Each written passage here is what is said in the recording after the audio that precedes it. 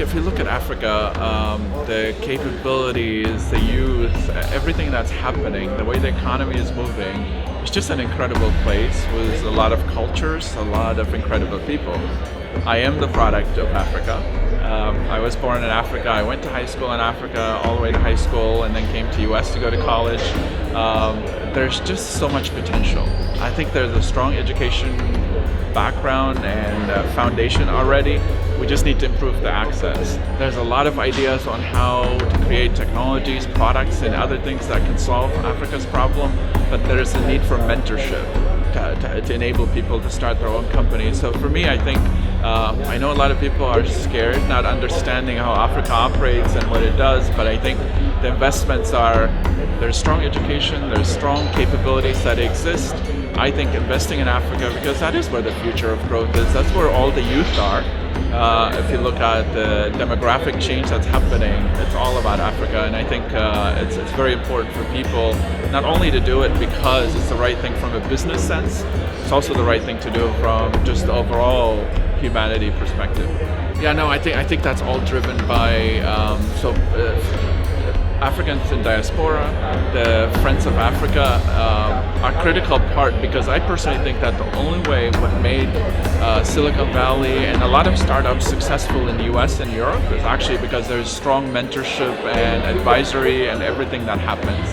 And for us, we need to multiply for every person that has an idea in Africa. I'm sure there's an African outside of Africa that could help. But at the same time, you could actually continue to expand, because I think it's almost all about the network you need to build and how do those people actually give back.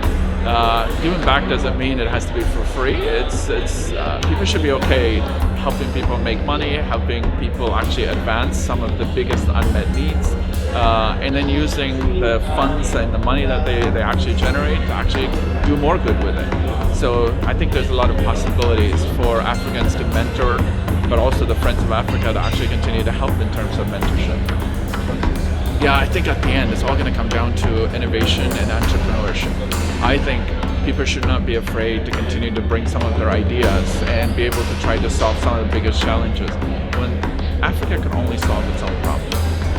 It's not going to be because there's a handout, because I know that has been tried for decades and it has not worked.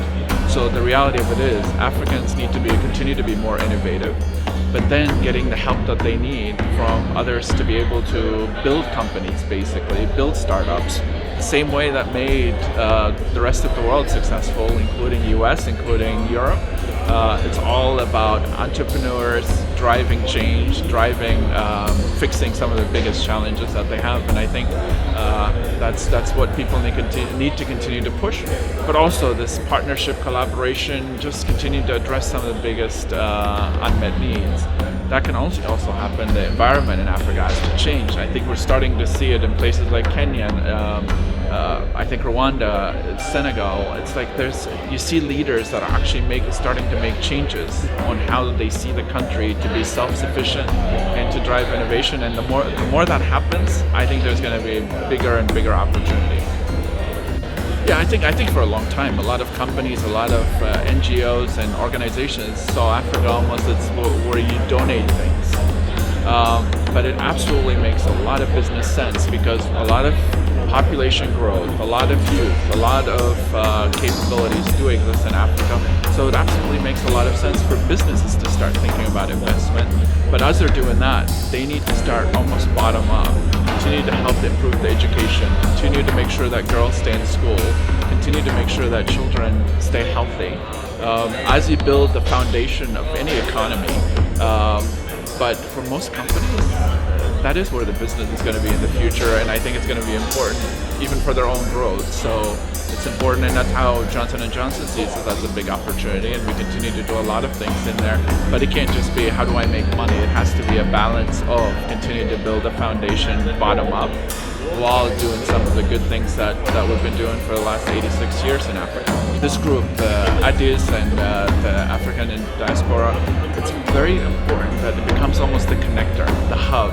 So bring companies like what we're doing here this week, bring Africans to actually understand where the needs are, and then build that network and get it back into Africa. So how do we connect with entrepreneurs that have ideas? just this morning. I mean, we've been here about 3-4 hours and already met 3 or 4 people that have started their own companies, including yourself. So then it becomes a responsibility of other Africans and other people that are starting businesses to make sure that the African Diaspora Organization is actually connecting those dots for people, so that for every one connection you create another one, and it just becomes almost a big network of interconnected economies, and that's what the future needs.